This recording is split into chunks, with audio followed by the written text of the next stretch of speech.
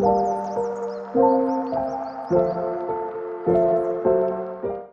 my name is Brennan, and welcome to the first episode of Law Talk.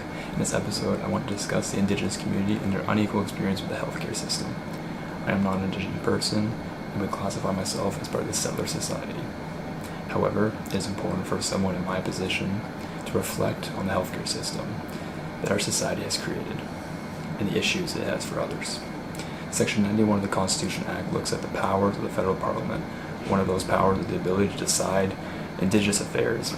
And when looking at the Charter of Rights and Freedoms, we see under Section 15, every individual is equal before and under the law, and has the right to the equal protection and equal benefit of the law without discrimination, and in particular, without discrimination based on race, national or ethnic origin, color, religion, sex, and or mental or physical disability.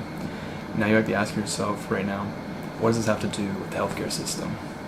What I'm trying to get at is that the federal government has made it their duty to look after the Indigenous peoples of Canada and their well-being, and the Charter states that everyone should be treated the same, and we are being led to believe that this is the truth.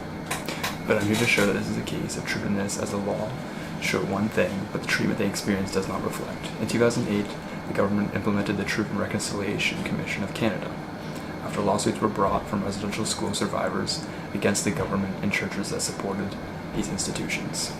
The Commission looked at 94 different topics that could lead to reconciliation for the Indigenous people, many of which include the healthcare system, such as more Indigenous doctors, trained in Indigenous medicine, and more trauma-sensitive training to help those with intergenerational trauma.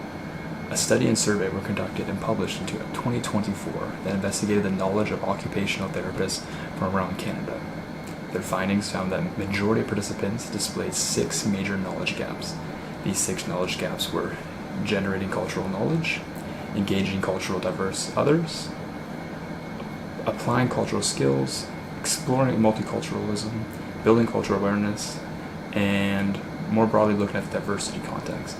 These are critical topics for healthcare professionals to explore. How can we expect doctors to work in the best interests of their patients when they don't understand the lives and the backgrounds of these patients? To understand that their best interests when it comes to treatment and forms of treatment might be different than other individuals. For example, the case of Hamilton Health Sciences Corporation, VDH, this was a case of an 11-year-old Indigenous girl withdrawing from chemotherapy for alternative cancer treatment. This was at the advice of her mother, who was her substitute decision maker. The doctor disagreed with the mother's wishes, as there was a 90 to 95% chance the chemo would work, and taking her off would likely result in her passing. Therefore, they applied for a protection order. While it was found that a protection order was not needed, and the mother was acting in her child's best interest based on their Indigenous history and wanting to use traditional medicine. This is an example of how doctors are not trained to acknowledge these differences in their way of life.